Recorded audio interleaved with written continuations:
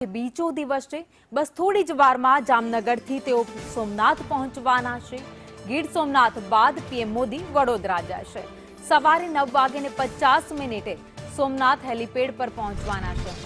તો પ્રધાનમંત્રી નરેન્દ્ર મોદી હેલીપેડથી સોમનાથ મંદિર તરફ રોડ શો કરવાના છે। હમીરજી સર્કલ સુધી આ ભવ્ય રોડ શો યોજાશે।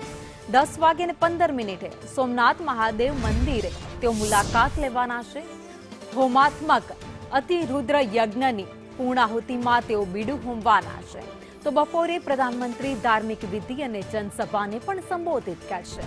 પવિત્ર કુંભાભિષેક વિધિમાં પ્રધાનમંત્રી મોદી સહભાગી થવાના છે। તો પહેલીવાર પ્રધાનમંત્રી નરેન્દ્ર મોદી જ્યારે સોમનાથમાં કુંભાભિષેક થવા જઈ રહ્યો છે તેના સાક્ષી બનવાના છે।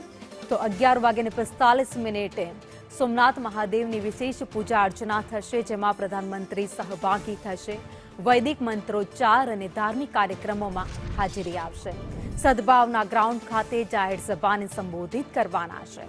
તો 3:25 સોમનાથ હેલીપેડથી રવાના થઈ તેઓ વડોદરા પહોંચશે। વડોદરામાં યોજાનાર કાર્યક્રમમાં પ્રધાનમંત્રી હાજરી આપશે।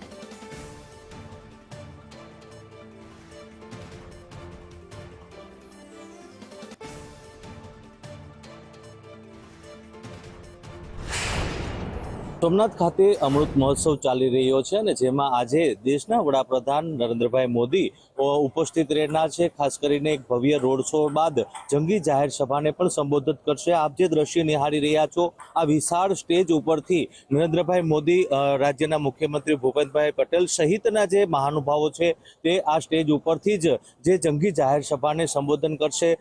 જે જાહેર સભા સ્થળ ઉપર છે તે તંત્રની તડામાર તૈયારીઓ હાલ આખરી ઓપમાં જોવા મળી રહી છે। 25,000થી વધુની બેઠક વ્યવસ્થાવાળા અદ્યતન 3 ડોમ બનાવવામાં આવ્યા છે। આપ જોઈ શકો છો આ જે આખી બેઠક વ્યવસ્થાઓ છે, અંદાજે 60,000થી વધુની માનવ મેદની અહીં ઉમટી પડે તેવી એક સંભાવનાઓ છે। ખાસ કરીને નરેન્દ્રભાઈ મોદીને સાંભળવા માટે જે લોકો છે તે આતુર જણાઈ રહ્યા છે। હાલ સુરક્ષા વ્યવસ્થાની વાત કરવામાં આવે તો સુરક્ષાને લઈને પણ ચાપતો પોલીસ બંદોબસ્ત ગોઠવી દેવામાં આવ્યો છે। રાજ્યના પોલીસ વડાનો અહીં મુકામ છે।